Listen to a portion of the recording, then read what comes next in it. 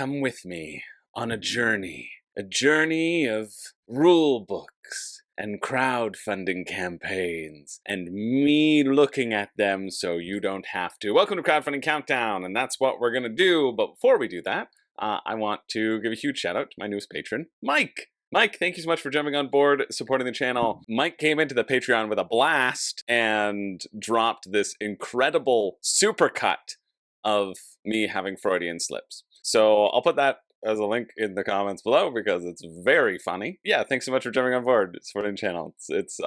I am blown away. I'm always blown away. I'm still blown away by this amazing board game community that we have. And hopefully I get to play some games with you at Dice Tower West, because I will have just come back there from that.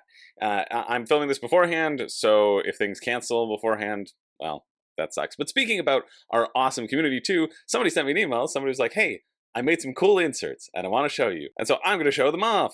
Look at this. Remember, this is what you can do with foam core. The insert video that I have of making stuff with foam core is one of my favorite videos, especially because I still haven't figured out how to do that 3D printing, and I probably never will. But look at these. Look at these great. Look at those great finger holes there. Huh? Great job with Stardew Valley, with Marvel United, getting everything into nice little easy to pull out card organizers. A little spot for all the minis. Fantastic. And then Star Wars Outer Rim, just a little box with where you can hold all your token stuff. Ooh, and a very usable setup here as well. Great job. I think that's really cool. I like being helpful to people. It doesn't happen often, but once in a while it does. And so maybe this one Monday on episode 176 has that spindly little man cursed me to eternity to spend my eternity watching the days drift away, slipping slowly from my fingers as I dive into page after page of rules, nothing but rules, rules. So let's get into the rules. Starting off with this, it's another print and play. It's a roll and write little space station construction game, 36 backers. Let's look at it very briefly. It's called Void Ventures. Shape the future of the facility in this roll and write space station construction board game.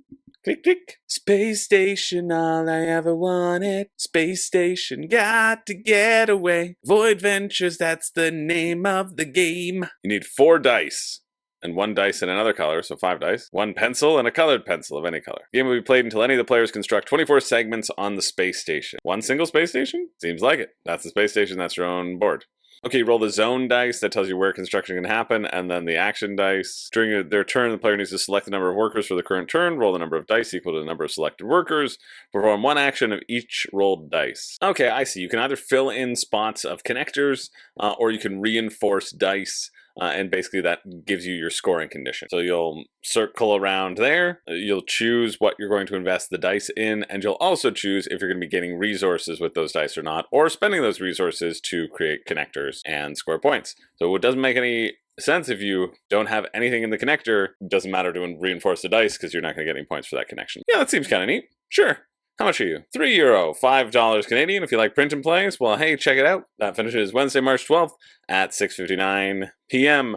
Next up, unfortunately, we're not covering this one. Biomes of Nilgris, Journey into India's Biodiversity. This is another $1 pre-pledge, which is annoying. It seems like they've stopped working with Launch Boom. Maybe because that's what I use to check it. Well, too bad I also use the great list over here to check it. You would have gotten a bonus mini expansion on your early bird pledge. Anyway, interesting. Interesting that I can't find mention of Launch Boom on there. They're like, that company's got a good name. We're not going to say we partner with them, but seems like you did. Or maybe you didn't. Maybe you just did the $1 pre-pledge, which is just a gummy tactic anyway, but not only reserved to Launch Boom. Anyway, we're going to move on to the ABC Board Game Backpack 2.0, your Game Night Expanded. I feel like this has been recommended to me a bunch on Instagram, and I always like seeing board game storage and board game traveling storage specifically. It always gets me very excited. I have a board game bag from BoardGameTables.com before they were known as what they're known now. It's got BoardGameTables.com on the side, and I quite enjoy it. My mother got me that for Christmas one year. It was a wonderful gift. The strap on it, the carabiner, I think it got too cold and it snapped off. And so I have stolen the other strap from my one from Crafting Kingdoms that I got for doing a video on Crafting Kingdoms on Rado's channel. Rado's like, oh, do you want to do this? So you'll have a board game bag. I was like, great. I like having two so that I can travel with them. And honestly, I might get a third at some point. I'd love to try a different one so I can have a different opinion on all of the board game bags. I like both of them. Crafting Kingdoms, I don't like how it folds open. It kind of flops open. I wish it opened more on the side, but they do that so that you can put in big boxes in there. And otherwise, Crafting Kingdoms has a lot of nice features, which you might like as well. Little rolly container that I think BoardGameTables.com has copied. Anyway, we're not talking about either of those. We're talking about this one. ABC, Board Game Backpack 2.0, always be clasping. Oh my gosh. Oh my goodness. There's thunder. There's thunder in the video. I realized that maybe that's not being picked up on the mic and you're just hearing me scream, which probably isn't out of character for me. So, oh, I do kind of like how this maybe collapses and expands. That's kind of neat. This is a neat video. Convention mode. So it just comes with a smaller bag in it. I do love games. That's the thing that the Board Game Tables bag doesn't have is, and Crafting Kingdoms has, is side pockets. I think side pockets are great, and this expands out like a little cat carrier. It's nice that it comes with its own secondary bag. I know BoardGameTables.com. Sorry. Allplay.com. My mistake. I even forget what I was saying. They don't have pockets on the side. Crafting Kingdoms does. Shield, secure, support. Oh, they got the 3 S's? You do a first S, and then a more different S. And they have a dragon! And there's no beefy arm, though. Strong Bad, what are you doing here? Get out of here. Looks like I'm gonna have to jump! How much are you? Ooh, this is the issue. $250 Canadian, 139 pounds? No. Unfortunately, that's just not worth it when BoardGameTables.com, sorry, I'll play. They sell it for like 100 Canadian, I feel, and Crafting Kingdoms is like 140 Canadian, so this just seems like a huge uptick. It is cool that it is versatile, though. I have never traveled to a place where I've brought board games where I've only brought 2 to 3. I've said, oh no, this bag is too big for me. That's never happened to me in my entire life. So I might not be the target market. I'm like, yeah, I need to bring, we only have time for 1 game. Great, I'll bring 14. And I would bring more if I had a 3rd bag and a 3rd arm. So I've never been in that situation. You should see me tottering along like a turtle as I go to something like Breakout Con where I'm bringing all the WSBG games. I have 16 games on my back just going just if a strong wind happens, I'll fall over. But yeah, there's no world in which I would just bring 2 to 3. That seems ludicrous. That seems like you know what you want to play. That's just wild. Ludicrous. Yeah, unfortunately it just feels way too expensive for what it is, especially with what the market currently is right now. But a lot of people have gotten it, so, you know, they obviously haven't heard of other ones. That finishes Thursday, March 13th at 5:45 a.m. Moving along to this one, Terminus Frontier, cooperative tactical adventure board game. A cooperative tactical board game of squad combat, space exploration, and story choices set in an untamed star frontier for 1 to 4 players. Sure, let's check it out. It just says it's a narrative-driven cooperative game, but it sounded like it's a nerd-driven cooperative game for you bunch of nerds. Fair play to you.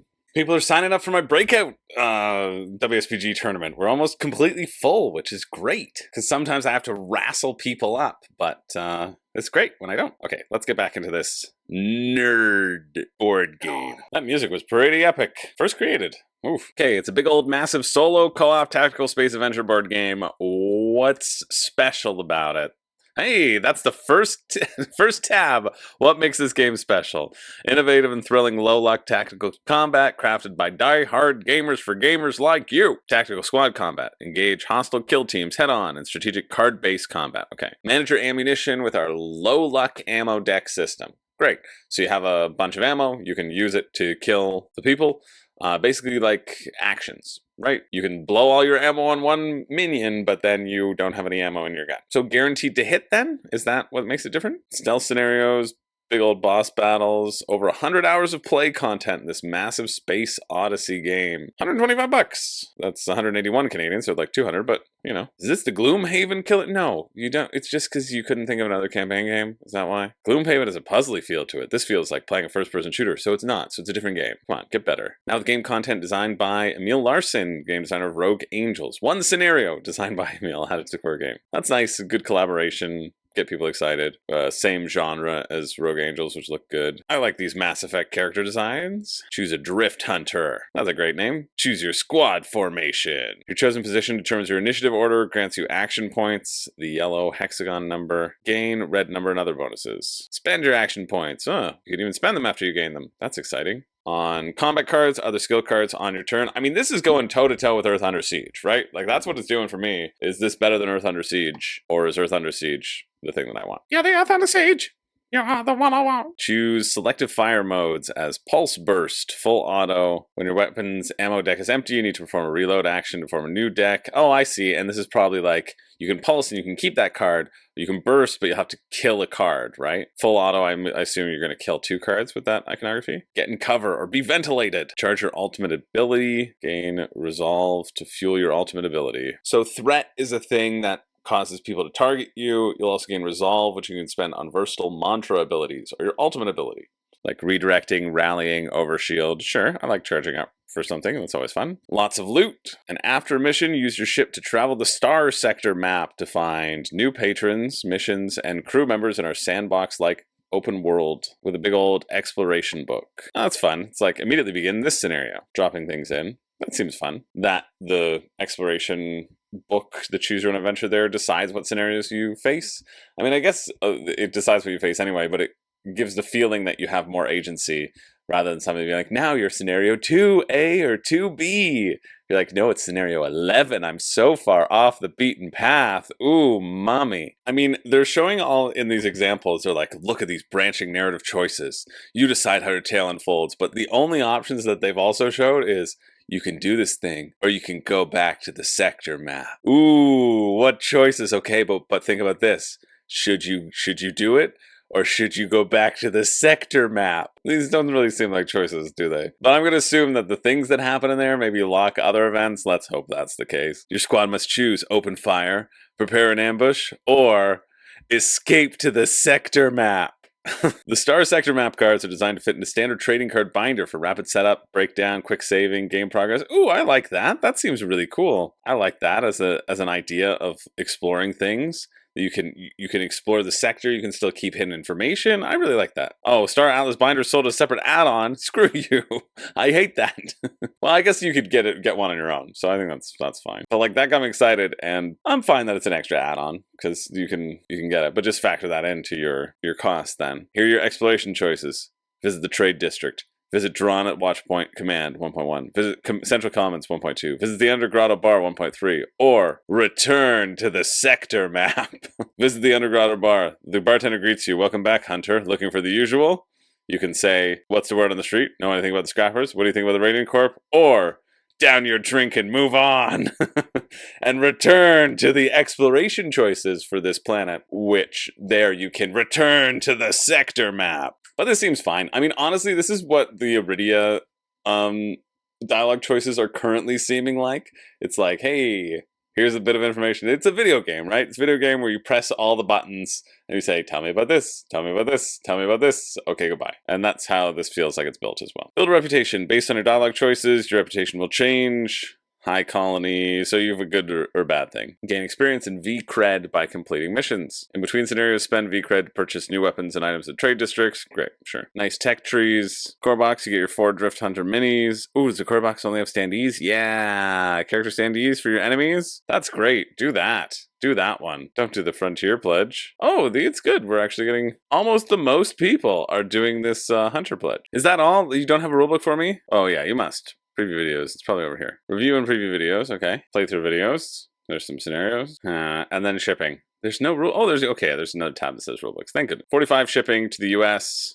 Canada's 50. That's nice. UK is 30. It's about 22 pounds. Yeah. Rulebooks. Core rulebook and campaign rulebook. Sweet. There's 60 pages here. I'm not going to read all 60. I'll be honest with you. However, I just want to get a sense of what are the interesting things here? What are the fun here? What are the actions you get to do on your turn? How is a character broken down? How, what are the additional items and elements that you get to add into your character? That's something that I look for. Standard 2 weapons, head armor, arm armor, chest chester, and legs legser. It's in the rules. If you read the rules, you know that that's the terminology. Skill cards. Each Drift Hunter has a unique skill deck which represents that hunter's combat abilities. You draw a hand of skill cards at the start of each scenario. Each skill card allows your hunter to perform one or more actions during your activation. So the name of the card, the action point cost, the threat value, so you're constantly gaming those things, and then the actions, the additional abilities. And then you can move and attack either shooting or punching. So that's why there's a Gloomhaven comparison, because all of the things that you can do are listed on your card. If a player's ammo deck is empty, they'll need to perform a reload action. I wonder if you can perform it beforehand, or if you have to just accept that all you have left in your deck are misses. I would hope that that's a mechanic. If you're playing solo, you're controlling a squad of Drift Hunters. Choose one to be captain, the other kind of basic ones. Yeah, that's the same as Earth Under Siege. This is a breakdown of what's in each deck, how it hits, how it doesn't. Seems like it hits an awful lot. Cool, you choose how you're gonna load yourself out, essentially getting either 2 or 3 action points. And it will also determine how much threat you're taking. If you reach the maximum threat, you gain boost token and a marked token. So marked is just easier to get hit. Yeah, the initiative track seems fun. It'll also show where you'll flip over a card and it'll randomly determine where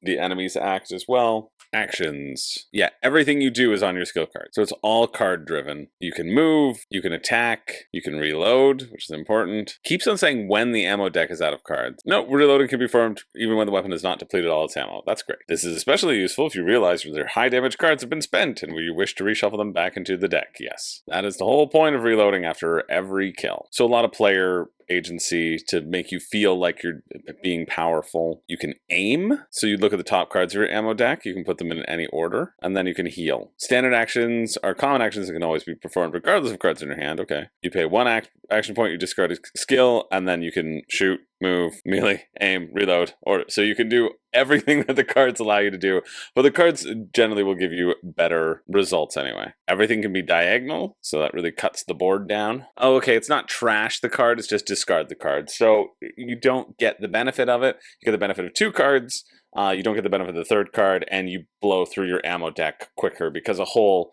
key element of this game is going to be managing that deck of cards. You get trauma, which goes to the top of your skill deck. So they're like wounds and nemesis. Yeah, this seems like a fairly standard thing.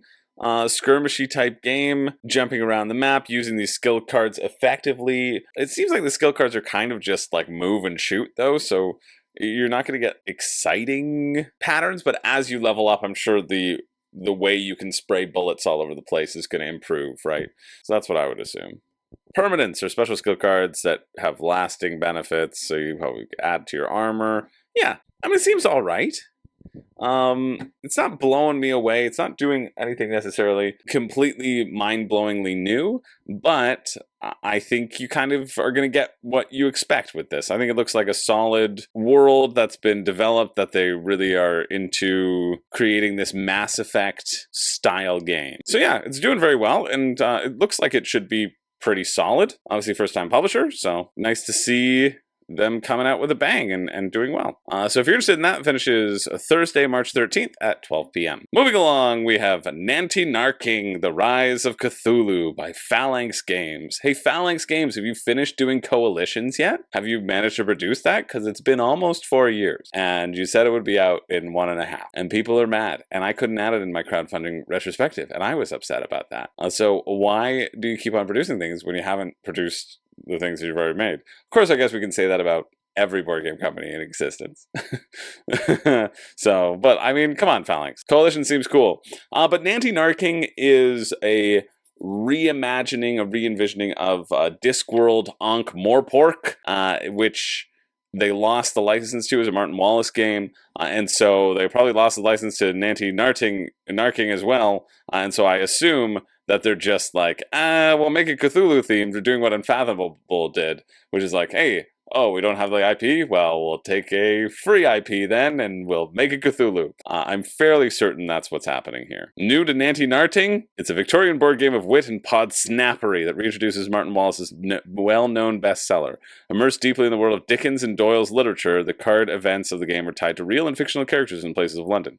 The way the game retains its attractiveness to the established audience, but expands its reach to a wide range of people generally interested in the history and literature of the Victorian people. Action takes place on the map of London, where players place their followers and buildings on the board through card play. Each of the 132 cards is unique, and in the words of Marine Wallace himself, yes, that famed Marine Wallace, in the words of Marine Wallace, the cards bring the game to life, as they include the most famous characters that have appeared in the various books. The rules are relatively simple. Play a card, do what it says. Most cards have more than one action on them, so you can choose to do some or all of these actions. Some cards also allow you to play a second card, so you can chain act. At the beginning of the game, each player draws a secret personality with a specific victory condition, which means that you can never be sure what the other players need to do in order to win. You need to fulfill your goal while also trying to prevent others from winning. Simple game rules and deep immersive gameplay are the backbone of this title's success. Cool, love that. USA, Canada, The Rise of Cthulhu, plus one add-on, €23. Oh, so it is just an expansion. It's not a retheming whatsoever, because you can get the base pledge anyway. You can get the base game here as well, and then now you can throw some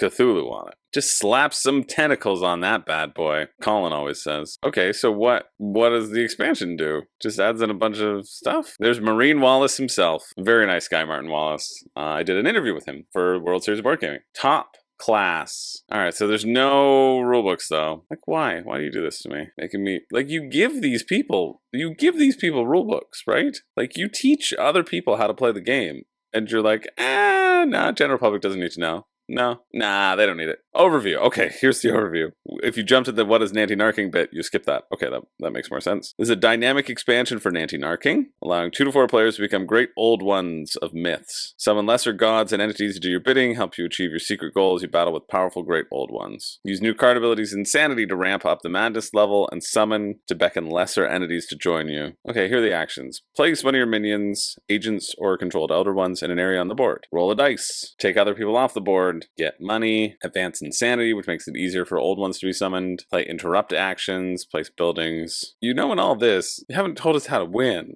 It just means that everybody has specific victory conditions. You don't give us an example of what those victory conditions are. Does it take over the board? Does it have a number of people on the board? We don't know. Are they going to let us know? No. They're not. So not a great campaign page. Doesn't really fill me with excitement because I'm an annoying bench who wants to know how to play your game. Sorry. For the deluxe pledge, the full gameplay bundle for Nanty Narking is €99, 152 Canadian. Add-ons, you can just get the base game though for €33. Wow.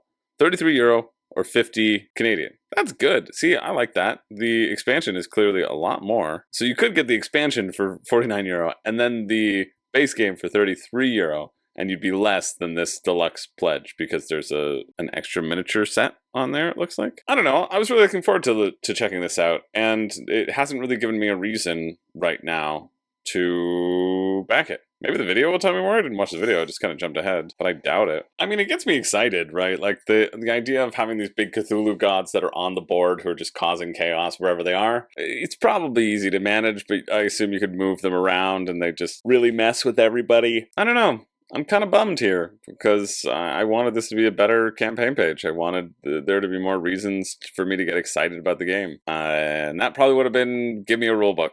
Really, realistically. Because you're not going to explain it enough on the campaign page and make me watch like an hour video to understand it. Whereas you could give me a rule book and let me see for myself if I'm excited about it. Does that feel unreasonable? Feels like it feels unreasonable. But I don't think so. Anyway, if you're interested in that, that finishes on the 13th at 6 p.m. Moving along, I don't think I'm going to cover that. Welcome, little lamb. Are you lost? I hear you yearn for something you can't find out there in the mean, cruel world. But here you can find it.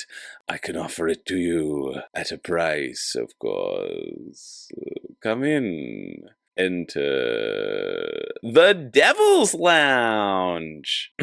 Sorry, you weren't quite in the door yet, so I didn't want to reveal my true. So, and now you're here. Okay, it's a 2-player party tarot adventure. I don't know. I don't think this is gonna be good. It's a 2-player dating app horror game. A tarot tabletop role-playing game of love and horror. Yeah, no, it hasn't funded. I thought maybe it was a game. It's a somewhat of a role-playing game. Sure, seems fine, but we're not. It's not for us. But we are going to cover this one, Splentia, Minecraft and Expand medium weight expanded reproduction board game. Seems like that is from the Devil's Lounge. Minimal language dependency. It says English and Japanese. I'm always interested in that, like, because I've gotten some good Japanese board games in the past, like Oshimen, which just arrived. This one, which I bought, and I'm excited about trying. There's waterways that you choose with which waterway to go down, and that chooses like what actions you can get. I picked this up. Well, I talked about how I was interested. It was the first time I said it was crowdfunding clown, and then there were clowns in here, and I was like, well, I gotta get it. I was like, oh, too much shipping. And then a lovely patron was like, here's the money for the shipping, you little whiny baby. Well, now good. Now you got no reason not to get it. And I was like, well, you're right. So I got it, and I'm excited about it. Thanks, Corinthian. It'll be $58 Canadian to do this thing. You can mine gemstone and craft jewel ornaments, expand the quantity and variety of gems to mine, aim to become the greatest gem artisan in the kingdom. Okay, see, this is where I would allow there not being a rulebook, and I'm pretty sure they still have a rulebook.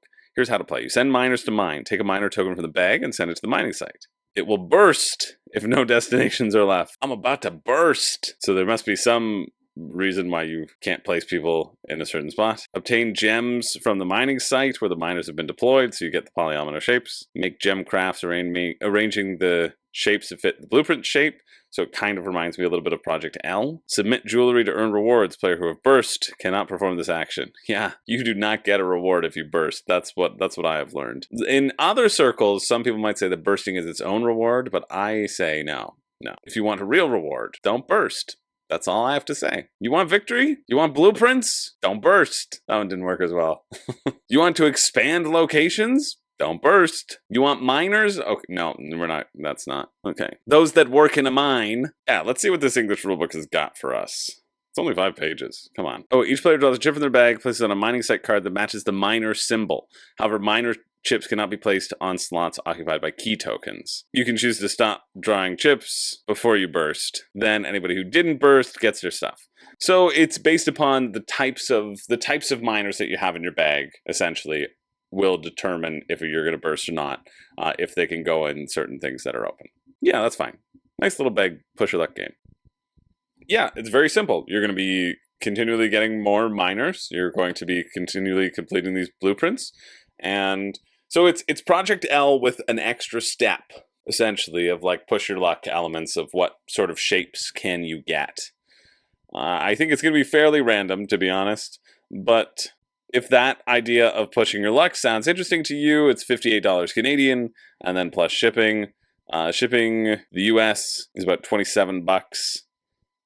Or to Canada, $27. That's about what it was. It was like in that $20 to $30 range to get this game. So if you're interested, check it out. That finishes Thursday, March 13th at 11:59 p.m. Moving along to Dark Heists, a deck building game of daring heists, not just twists, but heists. But what heist is complete without a twist or two, with crooked monsters and monstrous crooks, and cookie monsters and monstrous cooks? This is a game for me. The least trustworthy player goes first. I'm first player every time, baby. No, I'm always last. You can always trust me. Trust me not to burst. Cool, so each heist, essentially, it's a little deck building game. You're going to have a bunch of cards in your hand to start, and then you'll choose to do a heist. Now, a heist has progressive levels of difficulty, and you're going to draw 5 cards. Did I hit it? Draw 5 more cards. Did I hit it? Draw 5 cards. Did I hit it? Etc. So there's never a guarantee that you are going to be doing these heists correctly, if that is something that you're interested in. Otherwise, it seems like a very standard deck builder. I like the art style, though. It's $40, 58 Canadian. Shipping is charged in the Pledge Manager. Okay. Only ships to the United States. Why are you not giving estimated shipping? Sorry, girl. If you don't have estimated shipping here, no one should back this game. That's just like how are you shipping it? How are you shipping? What should people expect? Between shipping prices, tariffs, and VAT, we'll see. Rest assured, we want to have a game, and shipping isn't a profit center for us. Yes, I understand that tariffs are a scary concept right now and a complete unknown, and one that the consumers will entirely be paying for because nobody else will. You're just passing on to the consumer. So yes, I understand that the tariffs will make everything more expensive. But hey, maybe the US could then afford to get, free healthcare. Maybe you could use the tariffs to do that. Pretty good up here in Canada. Universal healthcare for people who are sick. I'll put you in touch with some people. Yeah, I understand. I understand that is also, you're like, I don't know. But you should say, listen, this is the going rate. Like, you should show that you've done at least a modicum of research and say it could go up to this with tariffs. You know what I mean? But you're not. So I don't think people should support it. Unfortunately, that finishes Friday, March 14th at 9:31 a.m. It's a bit expensive for what looks to be a very standard deck builder. And who knows what you're paying? You're saying, listen, I don't know. I haven't looked into it. You're going to have to figure it out down the line. And as a consumer, that's not something that I want. Next up, well, we're not actually covering this. This is Anime Academy, Entities Unleashed, a solo card battling action, an anime card game solo TCG, horror meets erotica, unapologetically not safe for work. Some call it hentai, I call it art. And that's why I clicked on that as the tagline. That's the reason I did. Some call it hentai, I call it art. Some call it porn, I call it a hobby. Oh, and anime and porn together. Also, entirely AI art too. Like if you don't like AI art, that's cool, but I like it. So anyway, I just thought that was a funny one to click on, and yeah, we're gonna move on to this one, which I'm very excited about checking out. Suriya, When the Sun Fades, the Great War Begins, an asymmetric deck building war game with a 5-minute setup and a 10-minute learning curve. That's exciting. This is by Hexa House. And why do you do this to me now, Kickstarter? I just want to see they're created. Oh, I don't know what Victim of the Cursed Forest is, but Barbaric is now been delivered to backers. I know a few people on the Patreon got this. I remember thinking it looked cool. I think it was my pick of the week for the week that it existed in. So I think it looked pretty fun as like a big old boss battler. Apparently the rules are awful, so probably my bad. The Singapore dollar is doing better than the Canadian dollar right now, if it's currently 0.75 US. Yeah, 1 Singapore dollar is 1 Canadian dollar and 8 cents. Anyway, I think it's nice that their previous thing has delivered. Other than some rules issues, I think it's looks like it's going to be good, and so I'm excited to check this out. The featured pledge, they're doing the Game Found thing where they put the most expensive one at the beginning. The Suriya Core Box, $159, $172 Canadian, approximately $119 US. But to be fair, like you're going to get all these minis, so I understand. In this deck building war game, I'm very intrigued. 10-minute learn, 100 gameplay variations. That kind of scares me. You'll lead your faction to secure critical resources, build your forces, outmaneuver opponents. With easy setup and streamlined rules, Suriya offers deep strategic gameplay where every decision matters in the fight to reignite Ghoul and gameplay. Goal and gameplay. That makes more sense. Golem gameplay. Grab your golems and your potatoes. Objective. Build all your bases or destroy an opponent's headquarters. Okay. Player turns. You're going to play cards. Pay minerals shown on the cards to activate powerful effects. Discard for minerals. Discard cards to gain minerals, so just 1 resource. So each card is essentially worth $1. Use command tokens. Gain control of your squads and issue these orders. Move, extract, attack. Income phase. Gain a card. Pick a card from either the central or your faction technology and add it to your discard pile. So you just get it. So you don't have to worry about...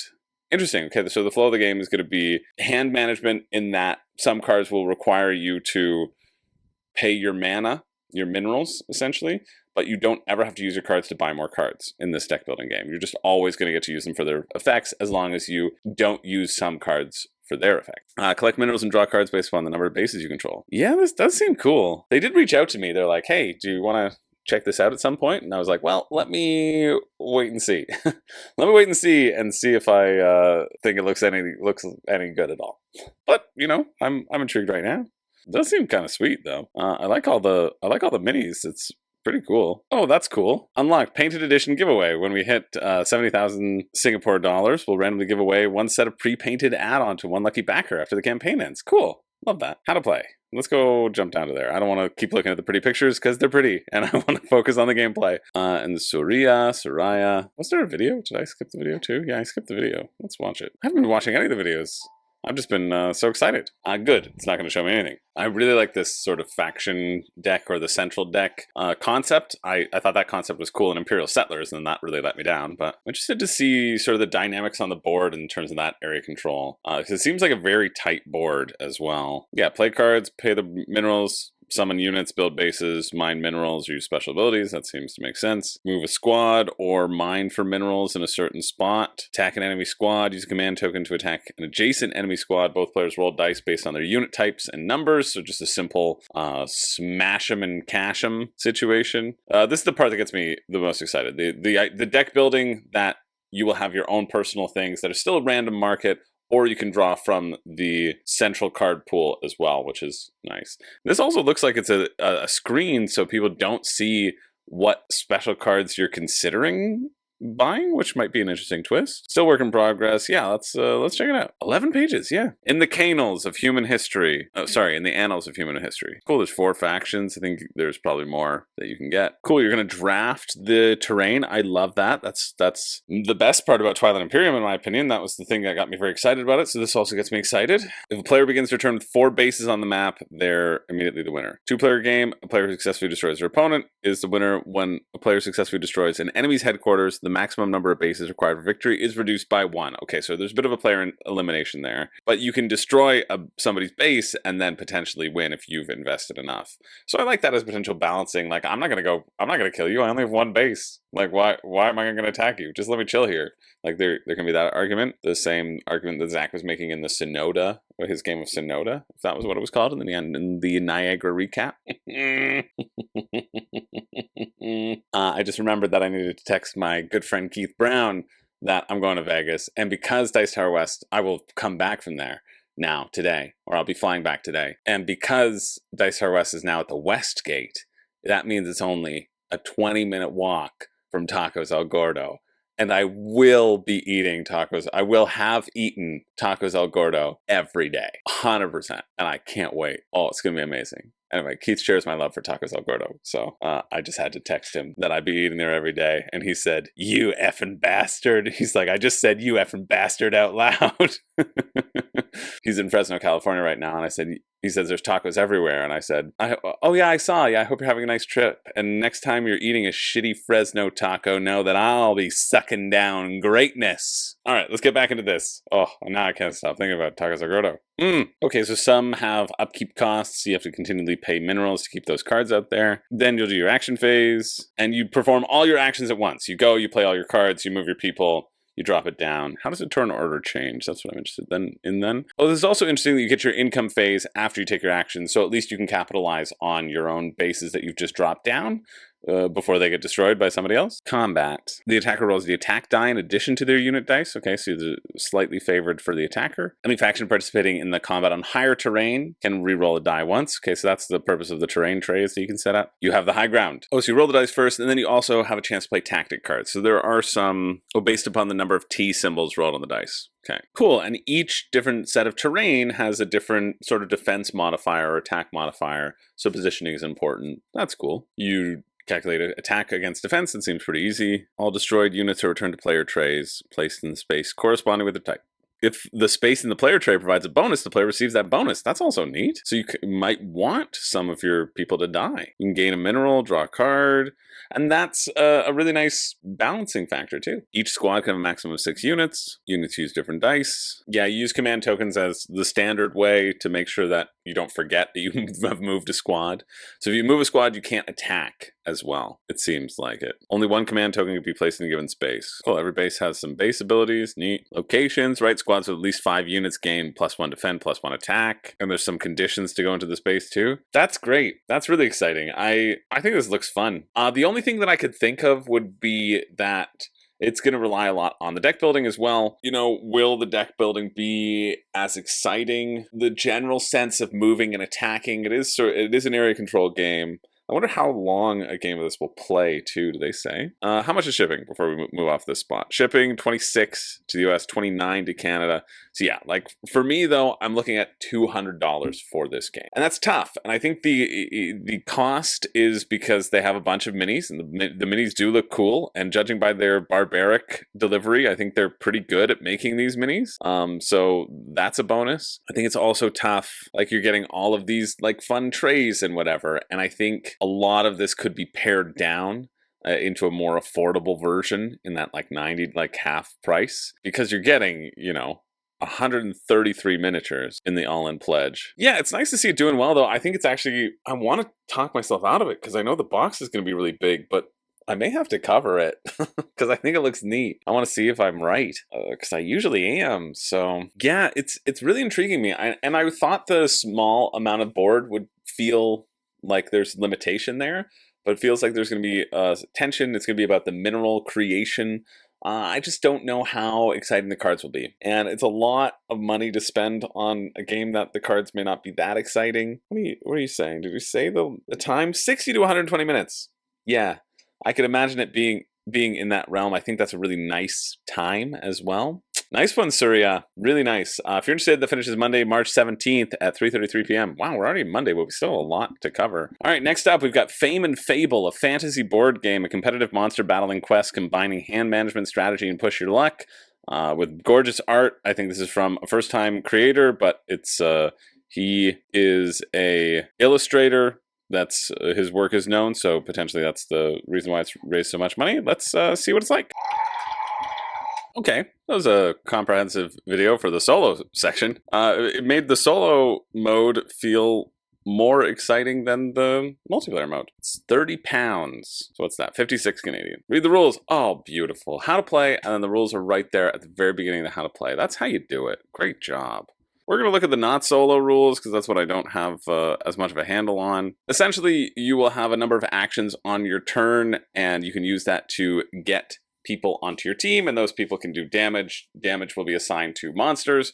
Monsters will all have different conditions on them when you defeat them, and the strength of the monster is the number of points that you get for that monster. What I think is interesting, the one thing that piqued my interest, is that you don't get to refresh your people. You don't get to refresh them every turn. You have to wait until people pass a certain point on the track. And so having those being tied with other players' success is potentially interesting. And you can also re-up them based upon other cards that you play as well. So there's other ways to have that flow happen. Place a moon token on each 10 spaces. Oh, one action. Discard one moon token to ready all exhausted allies. So I guess that's tied in. I hope that it's still crossing it affects things. Otherwise, the thing that I thought was most interesting doesn't exist. Each empty moon space between you and the leading player grants a bonus action as well. So you can have a maximum of 6 actions. Interesting. I wonder if you could game that system, right? That you could purposefully fall behind so you can get 6 actions and then have things lined up. I don't know if you can use the moon tokens, because presumably if you cross the moon tokens first, it's a race to refresh people. I think that would balance it out, but I don't like when games use all this friggin' iconography in the rulebook, like monster, scratchy, market, thing, and they only tell you once, and then like down lower it's like, oh, scratchy these symbols. It makes reading a rulebook so annoying. But it looks like you're going to be gaining strength, and they're all going to be applied to a certain class as well. So I'm sure some monsters will be like, hey, you can't deal damage with poison to this monster, right? You can't deal melee damage to this monster. That makes sense. Sure, I think the draw here is the art. It's not really bringing me in the multiplayer mode. The solo mode seems a lot more interesting. The solo mode seems a lot more like Pandemic-esque, where you have locations that are slowly going to get larger and larger, and you got to jump around from location to location to pick up certain allies and stuff.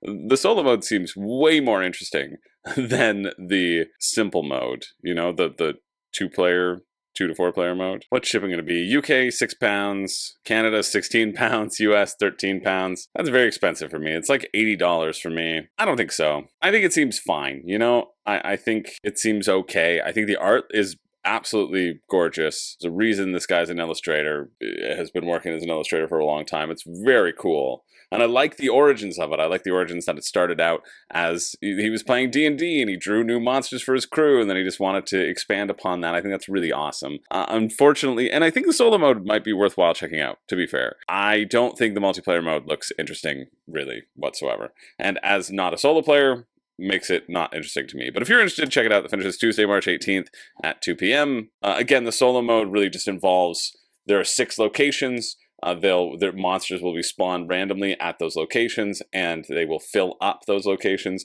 Those locations are also the spots where you can get items. And so you have to go there, but if there are too many monsters, you can't get the items until you defeat the monsters. So there's potentially an interesting management aspect there. So yeah, let's move on. Let's move on to this one. Supervolcano. Build heat networks, grow populations, and avert disasters from the Supervolcano. PnP game for 1 to 6 people, solo versus or co-op. What's the scariest canoe? A volcano. It works better when you read it. It was in that meme channel. Keep the volcano's magma chamber pressure under control to avoid disasters. Yeah, you don't want to let it burst. Well, that's a nonsense video. Every player has their own color. You're trying to establish the best network across these volcanic areas. Power plants constructed closer to the supervolcano will get more therms, but will be further away from the bigger population centers of the cities to sell these to, because there's more population on the outside because people don't want to live next to a volcano. That makes sense. That's the comparisons to Power Grid that people are talking about. Players will total their power plant's therm output and decide to supply the connected populations provided to all of a city's settlement civilians. It will grow, giving you more population, additional workers to construct your network, or more civilians to sell therms to. So essentially, you'll get to scratch off this stuff, these additional workers, whatever. With the supervolcano's magma chamber's pressure constantly increasing, each player has a target to meet each round in order to keep it under control and avoid disasters that would cause their populations to leave. Yeah. You don't want to live next to an active volcano. Decide how much risk to take when to create workers or civilians and how many power plants to build. With limited settlements and time, the growing threat of supervolcanic eruption, can you build your therm network and grow populations to earn those all-important victory points before time runs out? Rules? Yeah. Essentially, you're going to have a certain number of workers. You can use those workers as a resource to build power plants or to build connections, pipelines to your people. That's neat. I like the idea of there being a central location and you having to work out from that. Seems like a neat little route planning, efficiency, puzzly thing. Pretty meaty for a print and play. That's £4, $8 Canadian. I think if you like print and plays, this could really scratch an itch, especially if you like in-depth ones. So if you're interested in that, the finish is Tuesday, March 18th at 3 p.m. Next up, we got Biathalon Blast. Cool. So it's a little race game that you have to manage your speed as you're going around the track, because you also have to keep your pulse down. Because if your heart is racing, your gun will be just wiggling everywhere. So you want to make sure that you can ski around and make the shot. 2 venues, each with a short and long trail. Yep. 6 ski pairs. 8 nations. Sure. So just some asymmetric abilities. You'll play these dual action cards, which will determine your initiative order. Also, it's basically a smaller move and a faster move, but if you use a faster move, that card's gone forever, which I think is neat. I like that as a concept of this as a racing game, right? You can move 4 on black in this one, or you can move 1 on black with that one, but you keep the ski card. I think this seems neat. And then however well you do at the shooting aspect will determine how much you have to ski for the next round, it seems. So if you like, yeah, give me the rule book. So if you like race games, like Survivor Cook Islands, well, you should check this one out. Find the perfect balance between speed and accuracy. These top numbers are your initiative. Higher initiative numbers go first each round. That's backwards to me. Like if you're going to go first, you want to go first, but that's just how I look at it. How far you can move, how it affects your pulse, and if you can manipulate the wind. Wait a minute. You're also wind manipulators? You have superpowers in this? Well, so it's really hand management. You're going to have your hand of cards. You're going to have them always available to you. And you're just choosing when to play them, and when you're out of cards, you pick them back up again, or you can reload them early, but then you lose a bullet. I see. Okay, so this is kind of cool too. The black can be used for anything, yellow can be used for yellow and green can just be used for green. Some spaces are single lane, others are double lane, so you're gonna have to navigate this. Yeah, this seems fine. Do you like racing games? I'm not a huge racing game fan. I'm interested to see what the shooting range element is to it. Drafting makes sense, changing the wind.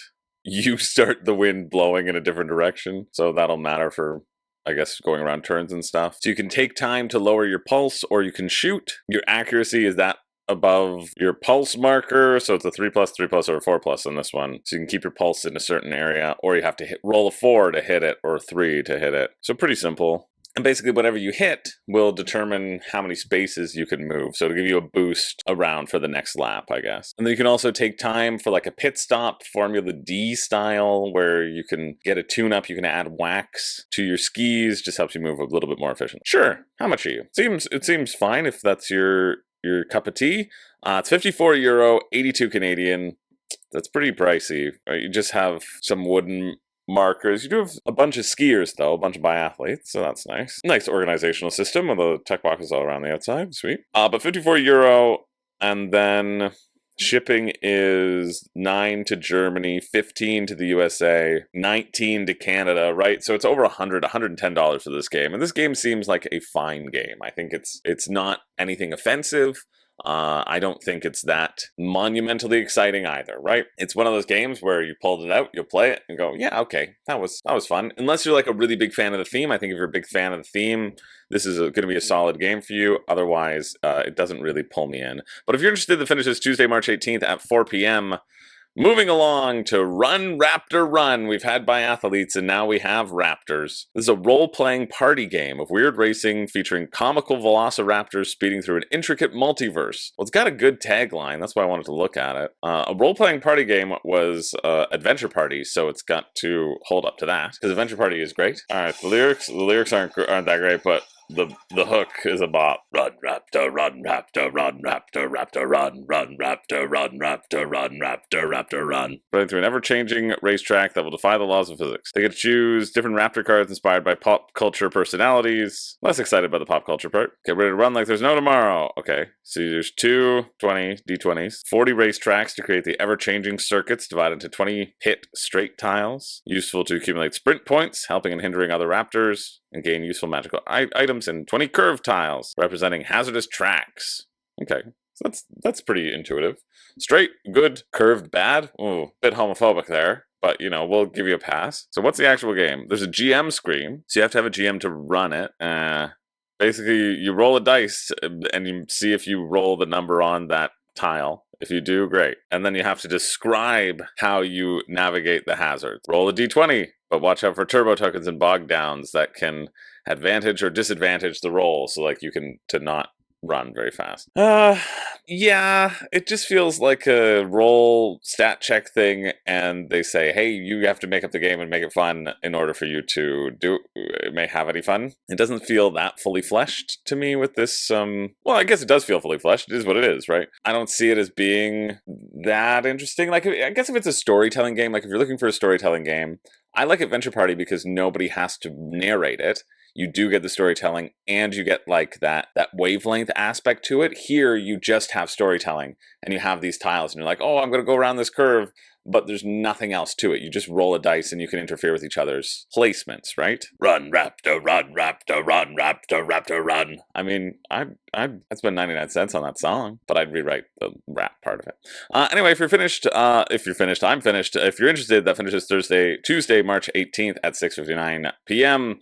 We're going to move along to Blasphemous, or Blasphemous if you're nasty. The board game, a competitive game for 1 to 4 players inspired by the award-winning video game. Enter Cystodia, a world of peril and dark redemption, which is different than Custodia, a world of peril and dark vomit. Let's see the trailer. This is by Ludus Magnus Studios, I believe.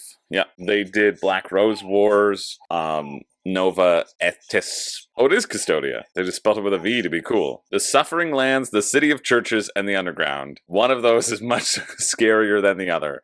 And yes, it's the City of Churches. You're called the Penitent.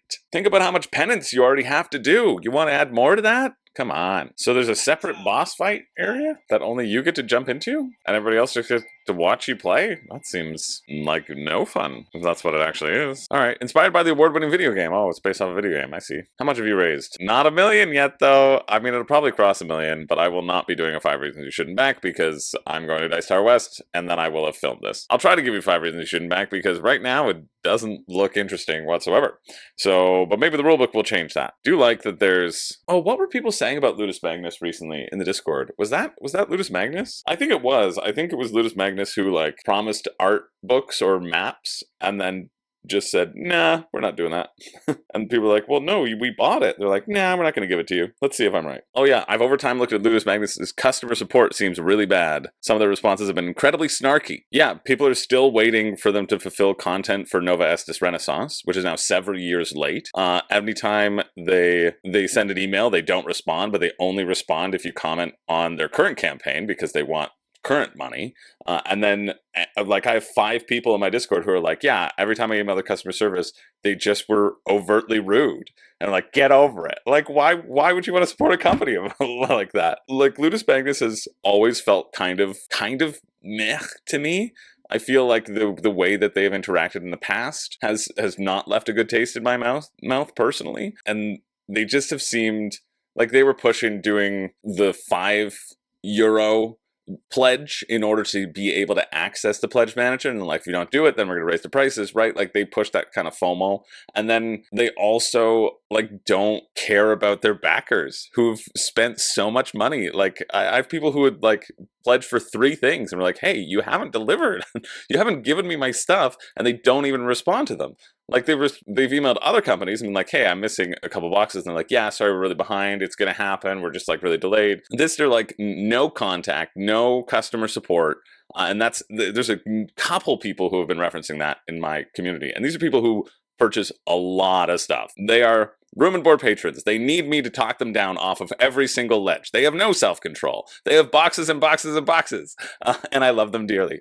But if you're like, these are people who aren't slouches to crowdfunding and who don't have unrealistic expectations. And so are like, yeah, we can deal with a year delay, a year and a half delay. But like, when content just isn't being received and then they don't respond to you, they've essentially just taken your money. So I'd stay far away from Ludus Magnus Studios, honestly, just because of how horrid their customer service has been and how sort of meh all of their games kind of end up to be, really. Sorry, Ludus Magnus Studios. I guess you're in the top 1,000, 539. There you go. Let's see how your things are rated. Oh, they did DEI. I do want to play DEI. I've heard really good things. So Rebirth is rated low, out of the top 1,000. DEI is out of the top 1,000, which is surprising since Alex loves it so much. Nova Itis Renaissance, that's the one that hasn't delivered to people, which is 5,000. Dungeonology, the Expedition, that's 5,000. Sine Tempore. I think I did this when I was looking at Black Rose Wars. I was like, look at their catalog. Do they make good things? For a select group of people, I think they do. I haven't played any of their games, so I'm just going off of the opinions of Board Game Geek and the opinions of people who have played a lot of their games, who have backed a lot of their games, and have experienced this very poor customer service. And yeah. But, I mean, we'll take a look at this. Maybe this will be the difference in it all. But if you're looking for 5 reasons you shouldn't back, like, think of the company. That'd be my number 1.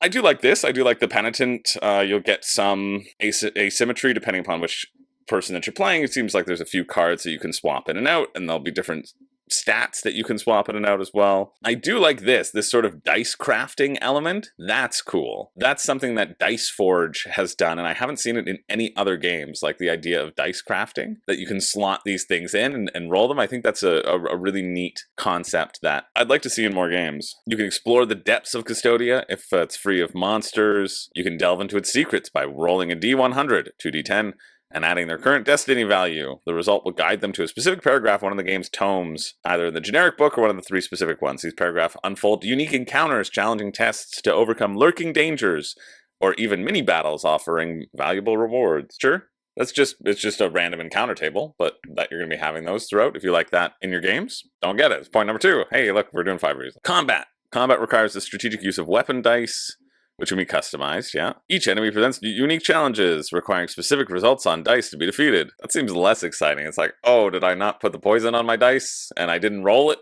I can't win, right? Like, you have to obtain the correct symbols to parry lethal opponent counterattacks, but it looks like however you level up your dice, you just get more symbols on them, right? So it's not a choice of, like, this or that. Okay, so this is what you need. So this combat, right? You need a 1, a 2, and a foot. If you got a 1, a 2, and a foot, which they did roll, they defeated the enemy. And if you don't roll those symbols, then you take damage. That seems pretty easy. I don't know, I guess it's really all around that sort of dice crafting building up those symbols, which feels like it's potentially fun. This is the culmination of the quest, takes place in an arena, which holds the combat cards, which also holds combat cards, which the nemesis attacks the penitent, revealing one at a time. Okay. Only one person gets to do it? Because it's a competitive game, right? Like, it's not co-op. So only one person gets to go and fight the boss? And then what does everybody else do? Just sit and watch? We need to look into this. Only those who embrace the darkness can hope to discover the truth that lies behind the miracle. The game in a nutshell, yes. You'll take on the roles of penitents, warrior priests, devoted to the saints, and wonders enacted by the miracle, blah, blah, blah. You'll embark on a pilgrimage, a unique story that will lead them to uncover the secrets of Custodia. The penitents will have to work together to complete the pilgrimage, but only one of them will succeed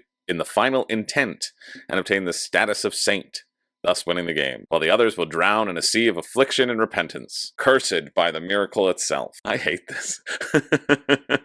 I know it's the theme, it's just the theme of the world that's been created. I hate the world. Alright, component setup, game flow. That's what we want. This rulebook uses cross-references to the breviary, or the brewery, if the V's are used. Okay, it's divided into 25 areas that you can go and visit. Yeah, because every card has a skill, that's fine. Different resistances, different stats of strength, agility, and cunning. Physical, magical, burning, toxic, electric. Yeah, that's pretty intuitive in terms of what those symbols are and why the previous example was showing electric damage, because it's that little electric symbol. These cards are divided into 3 decks. These are the vestige cards. These give you upgrades, prayers, beads, and abilities. For the 3 chakras, right? Prayers, a head chakra. Abilities to heart chakra, beads the gut chakra. Enemies have an advance and a basic side for more challenging games. Attack test, the result needed to defeat the enemy. H, the counterattack. Yeah, okay, that makes sense. F, the feat, a passive skill. Sure. These people just hiding in bells. That's what those minis were. I thought those minis were cool, so. Where penitents face the nemesis when they encounter them. There's nodes, you plop it on. Yeah, alright. Get to the game flow. This all makes sense in terms of understanding how this is broken down. It was 18 pages of component breakdown and then 6 pages of, well, there's some setup still, pilgrimage setup, so not a lot. Like, it's rules light. There's the game flow to the end of the rulebook is it's 2 pages. That's it. It's 2 pages of rules. They're like, now you know the rules. for other rules, called the breviary. Consult the breviary. That sounds like an awful learning experience. Okay, let's see. Let's see what these 2 pages of rules are. I mean, hey, I'm happy for it, even though I just went through 18 pages of components. Now I know what the components are. How do they work? Let's see. You've got a dawn and a dusk, dawn and sunset. Beginning of the turn, you resolve any effects, so any upkeep. Then you can move your penitent to an area connected to the one you're currently in up to 2 times, so you can move 2 spots. If there's an enemy already there, they'll attack you because you're running away like a little baby. Player can choose whether to apply the collecting effect of the area their penitent is in. See breviary, collecting effects. Okay, cool. Some areas display 2 of these effects. Then you choose your action. There's combat. If there's an enemy, you can fight them. See breviary. Dash, you move. Exploration, yeah, you do your search. Or the quest action. You can perform this action if their penitent is in a safe area. They can choose a quest action indicated on the card where they meet the requirements in the public quests, and you drop some stuff on there. Apply what's stated on the pilgrimage card, behavior placed on the map. Sacrifice, you hurt your own penitent in order to gain fervor, and you can equip. So in the sunset phase is just like, hey, you have an upkeep set. This is an awful way to learn the game. It's just horrible. I guess we'll look at the breviary, but then it's like, okay, now for everything you don't know, look up the specific rule in order. They're in alphabetical order. So, like, there's the game flow. You'll do some actions. What are the actions? Look them up. Combat, yeah, look that up later. It's like, that's not how, are you going to do it in an order for me? Nah, alphabetical. This is one of the most horrible learning experiences I've had in 2,600 games. At least I know. I guess it's because it's simple. You just roll the test. You got to roll the first test, then you got to roll the second test. Roll the dice, see what happens, right? They're like, it's not that complicated. It's a 2-page thing. How much are you? How much are you actually? The full all-in is €299. Disgusting. The normal one is €135, which is $208 Canadian, plus shipping, which who knows if you'll ever get it. Approximately 2 months after the fundraising ends, your shipping costs will be calculated. They've successfully completed 15 campaigns, delivered 100,000 pledges, and produced approximately 300,000 boxes between those shipped to backers and the retail market. Yeah, I just wish that, like, this was real, you know? I just wish that I didn't have hordes of people telling me that you don't care. And when they reach out for customer service, if there is a mistake, you're not going to care enough to fix it, right? Like, these are people whose opinions I trust, actively trust, and are crowdfunding veterans. Anyway, shipping for the penance is €25, an additional €25. Canada, 48. I mean, there's going to be big boxes, let's be real. That's probably reasonable. Oh, this is weird. It says that that's finished, eh? Weird. I guess because it's in the second wave. This second wave production is being produced. Yeah, people are talking about how they were really rude in the Runar responses as well. That aside, like, I am trying to remove that idea aside. Gameplay-wise, if you like the idea of upgrading your dice and having to roll your dice a lot, if you like the idea of these communal quests that you have to go on to, they didn't talk about beating the boss. Jeez. Should I look up Nemesis? Like, should I look up boss battle? Okay, attack, combat, dash, Nemesis. When do you go to the Nemesis? Confrontation? Is that what I'm looking at? Oh, look, I see the map. Yeah, okay. Enters an area to Nemesis brother. So it's not under Nemesis. It's not under boss. It's under confrontation. It's really just a mess of a rulebook. There's a bunch of upkeep. You're moving around on these nodes. Stat tests, still the same as the normal battles. Standard success and fail. If you're on a dangerous node, you get assaulted. If they're defeated, the penitent flees. I guess that's it. I think this is going to be a large chore to learn. I don't feel like it is well structured right now. And if you're not a huge fan of the IP, I think, what are you doing? It's going to revolve around you going to these different locations, rolling to hope you get random encounters. You know what it reminds me of? It reminds me of Tale of Arabian Nights with a little bit of combat, and that's not a compliment. This just doesn't seem good whatsoever.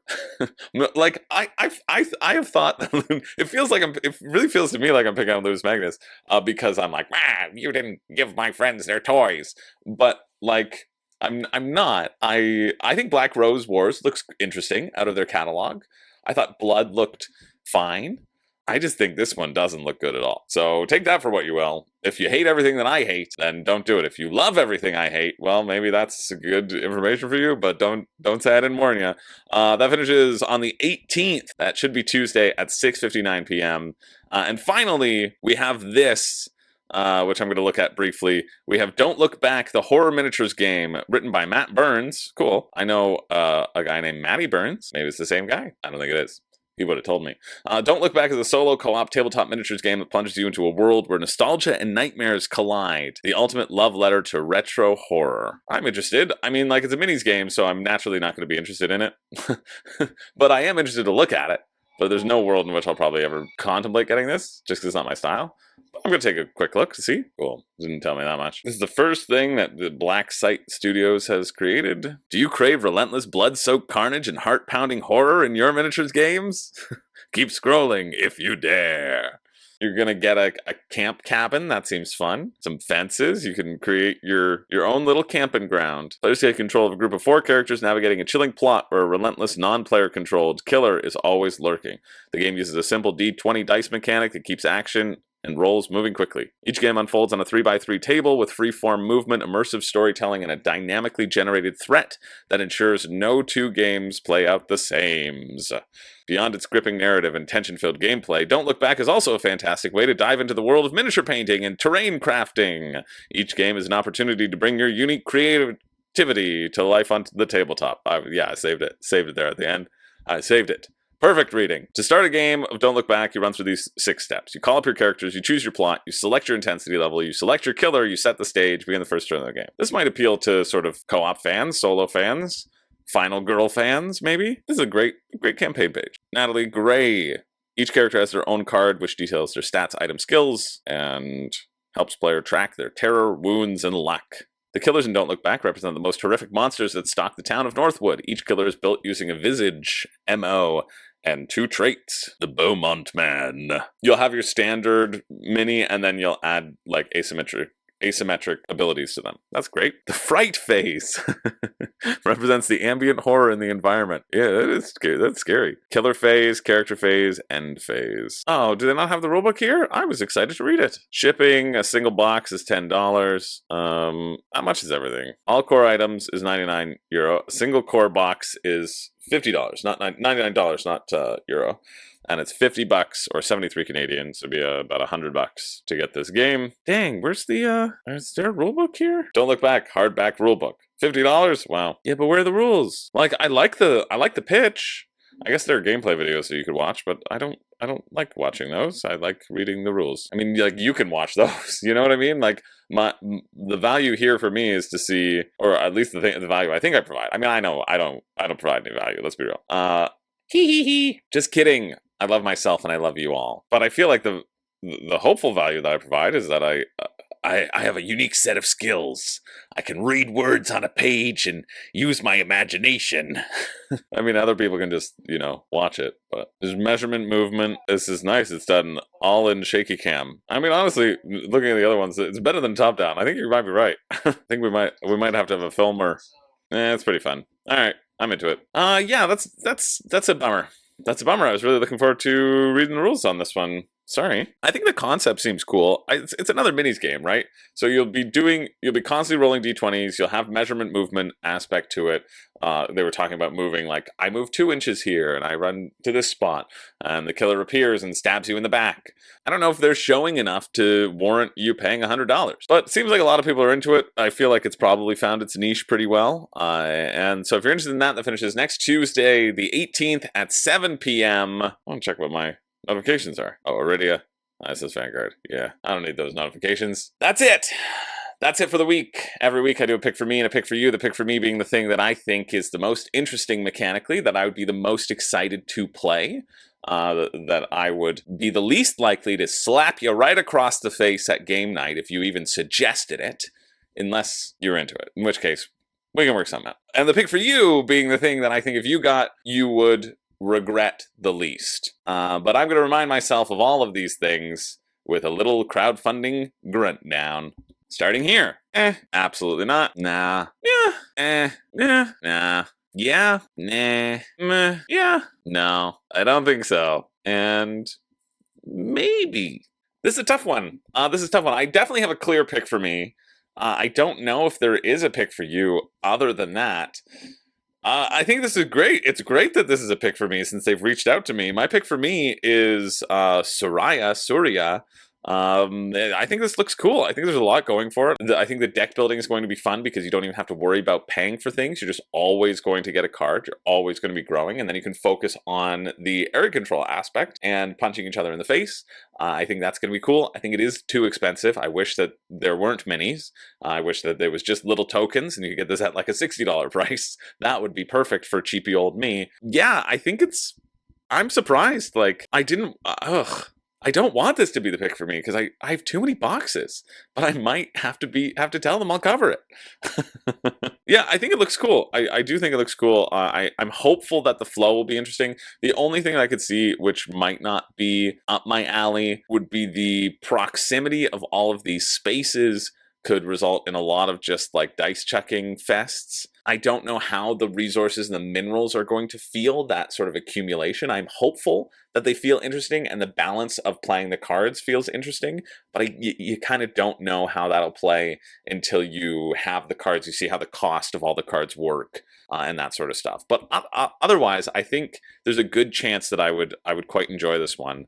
And that's great. Yeah. I hate this as save $67 because I'm like, oh, maybe it's $67. No. The base pledge is still 172 Canadian, so it'd be like $200 with shipping, which, I certainly wouldn't pay that. I wouldn't pay that for the chance of this. It's not exciting me to that degree where I would contemplate getting it. I think it'll be like a good game. I think it'll be a pretty good game, actually. I don't even know if it'll be a great game. And because I'm not sure it'll be a great game, that's why I wouldn't recommend getting it at this price. However, if you think it looks cool, if you thought that'll look cool and you were excited about it, and you were looking for me to dissuade you, I don't think I can, because I also think it does look cool. So that's what I will say in terms of my pick for me. My pick for you, I don't think there is one. Terminus seems fine. Terminus might be the closest one, but again, I think Earth Under Siege might be more exciting, at least for my personal tastes. It just seems pretty standard. I kind of want to say Biathalon Blast, but I'm thinking about future crowdfunding countdowns or crowdfunding retrospectives, like 3 years down the line. And I know this will be below a 7. You know what I mean? It's not. It's gonna be fine. It's gonna be fine. It's gonna be fine. But I think in terms of like the best structured game that I've seen, it might be Biathalon Blast, right? The most streamlined. I can tell what it is doing. I think it is going to accomplish what it is doing. So if you're a big Biathalon fan, maybe that's the pick for you. But I'm going to say no pick for you. I'm just going to say no pick for you because I can't put my stamp on either of them. But yeah, that's it. That's it for the week. Thanks so much for being here, for sticking around as always, for being the best board game buddies a baby could buy. You're great. I hope you're having a wonderful day. Remember, if you're not, I'm probably having a worse one. So at least there's that. My name's Chris George. I don't have a catchphrase. I don't. I do, and I just think about how awful my life must be because of it. Oh, but I'm glad you're here. But one shining light in the dark, despairing world of Custodola.